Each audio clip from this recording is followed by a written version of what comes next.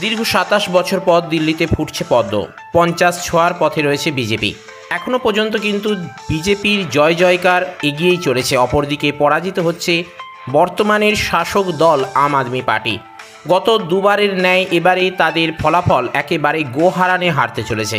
গতবারে ৭০টি বিধানসভা আসনের মধ্যে যেখানে ৬২টা আসনে তারা জয়লাভ করেছিল, এবারে যেন তার একেবারেই ভরাডুবি ঘটতে চলেছে। ২০-র নিচে নেমে যাওয়ার সম্ভাবনা কিন্তু প্রবল। এদিকে আজকেই দুপুর 2:27 যে আপডেট আসছে, শিখা রায়ের কাছে হার মেনেছেন আম আদমির সৌরভ। দিল্লি গ্রেটার কৈলাস আসনে শিখা রায়ের কাছে হারলেন আম আদমি পার্টির হেভিওয়েট নেতা সৌরভ ভরদ্বাজ। শিখা রায়ের জয়ের ব্যবধান প্রায় ৪,০০০ ভোটের বেশি। পরবর্তী আপডেট 1:58 দিল্লি থেকে বাংলায় জয় নিয়ে আশাবাদী শুভেন্দু থেকে শুরু করে সুকান্ত পর্যন্ত। দিল্লিতে বিজেপির জয়ের পর শুভেন্দু অধিকারী, সুকান্ত মজুমদাররা আশা ব্যক্ত করলেন যে বাংলার বাঙালিরাও এবার বিজেপিকে জেতাবে। উল্লেখ্য, দিল্লির বিপুল সংখ্যক বাঙালি ভোটারদের মন জয় করতে সুকান্ত শুভেন্দুদের নিয়ে স্থানীয়তে প্রচার করেছিল বিজেপি। পরবর্তী আপডেট পুর 1:51 দিল্লির সচিবালয়ে যাওয়ার জন্য সরকারি আমলাদের নির্দেশ দিয়ে দেওয়া হয়েছে। দিল্লির সচিবালয়ে সিল করা হয়েছে। ভোটের ফলাফল স্পষ্ট হতেই সরকারি কর্মীদের সচিবালয়ে যাওয়ার নির্দেশ দেওয়া হয়, যাতে কোনো সরকারি নথি লোপাট না করা হয়। তার জন্যই এই নির্দেশ দেওয়া হয়েছে বলে জানা যাচ্ছে। এর আগেই গতকাল কেজরিওয়ালের বাড়িতে গিয়েছিল অ্যান্টি করাপশন ব্যুরোর আধিকারিকরা। অর্থাৎ ভোটে জয়ের সাথে সাথেই কিন্তু বিজেপি একদম নিজেদের হাতে ক্ষমতা নিয়ে নিচ্ছে। বিভিন্ন সরকারি কার্যালয়ে কিন্তু তারা অলরেডি টোপ ফেলে দিয়েছে, কেননা এই মুহূর্তেই হয়তো কিছু তথ্য, গুরুত্বপূর্ণ নথি লোপাট হয়ে যাওয়ার আশঙ্কা তারা কিন্তু প্রবলভাবে করছেন। যে কারণে জয়ের আনন্দ, জয়ের উৎসবে মেতে ওঠার তুলনায় তারা কিন্তু সরকারি বিভিন্ন কাগজপত্র, নথিপত্র সামলানোর ব্যাপারে সদা উদ্গ্রীব রয়েছে। সেরকমই কিন্তু একটা আপডেট উঠে আসছে। অপর একটা আপডেট রয়েছে 1:29। এখানে বলা হচ্ছে যে অতসীর কাছে পরাজিত হয়েছেন বিধুরী। বিজেপির রমেশ বিধুরী কালকাজির আসন থেকে হারলেন বিদায়ী মুখ্যমন্ত্রী অতসী মারলেনার কাছে। পরবর্তী 12:33 আপডেট আমরা ফলাফলের পর্যালোচনা করব। কে বলছেন? মনীষ সিসোদিয়া, যিনি বর্তমানে এই মুহূর্তে পরাজিত হয়ে গিয়েছেন। আম আদমি পার্টির প্রার্থী মনীষ সিসোদিয়া দলের ফলাফল নিয়ে বললেন, আমরা ফলাফলের পর্যালোচনা করব। অপরদিকে 12:02 এই আপডেট রয়েছে দিল্লির ভোটের ফলাফল নিয়ে আন্না হাজারের বক্তব্য। তিনি কি বলছেন?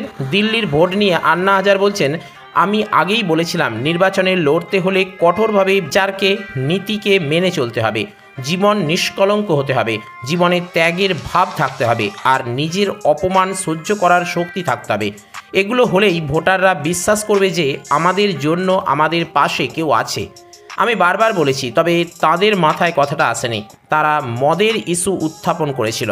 মদের কথা কেন এলো না? কারণ টাকা, ধন, দৌলত, আর তাতেই ভেসে গেলেন তারা।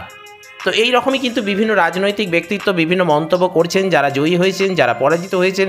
কেউ কেউ আবার এটিকে চ্যালেঞ্জ করবেন এরকম কথাও বলছেন। আবার ওদিকে বিজেপি, যারা গত 27 বছর ধরে স্বপ্ন দেখে এসেছে, 27 বছর ধরে পরাজিত হতে হতে শেষ পর্যন্ত কিন্তু তারাই জয়ী হয়েছে এবং জয়ের উৎসবে আনন্দে মেতে ওঠার তুলনায় আবারও তারা নতুন করে নব উদ্যোগে কাজ করার জন্য, দিল্লিকে সাজিয়ে তোলার জন্য, যমুনাকে দূষণমুক্ত করার জন্য, দিল্লির রাস্তাঘাট থেকে শুরু করে সমগ্র নগর পরিকল্পনার জন্য পাশাপাশি প্রতিটি মহিলাকে 2,500 টাকা করে মাসিক ভাতা প্রদানের প্রতিশ্রুতি নিয়ে যে তারা ভোটে জিতল, সেই সমস্ত কিছুই কার্যকরী করার জন্য সদা উদ্গ্রীব হয়ে উঠেছেন।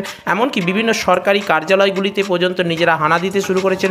সরকারি কার্যালয়গুলিতে সচিবদেরকে উপস্থিত হতে বলেছেন, কেননা যেহেতু বিভিন্ন এই মুহূর্তে কিছু আশঙ্কা তারা করছেন, কেননা এই সময় কিছু গুরুত্বপূর্ণ তথ্য, গুরুত্বপূর্ণ নথি লোপাটও হয়ে যাওয়ার একটা সম্ভাবনা থাকে।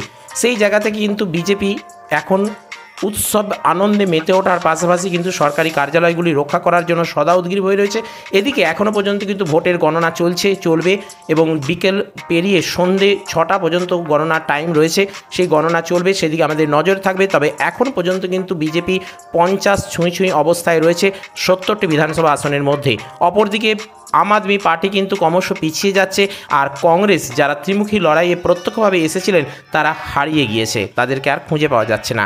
তো এখনও পর্যন্ত যা আপডেট রয়েছে, বিজেপি 50 ছুঁই, আম আদমি পার্টি 20-র দিকে চলে যাচ্ছে, আর কংগ্রেস হারিয়ে যাচ্ছে। এখনও পর্যন্ত গণনা চলছে। সেদিকে আমাদের নজর থাকবে। পরবর্তী আপডেট আসা পর্যন্ত আমরা অপেক্ষা করব। আপনারাও চ্যানেলে সাবস্ক্রাইব করে ভিডিওটিকে লাইক করে আমাদের সাথে থাকুন। নেক্সট এপিসোড নিয়ে আমরা খুব শীঘ্রই আপনাদের সামনে উপস্থিত হচ্ছি। ততক্ষণ পর্যন্ত জয় হিন্দ, বন্দে মাতরম।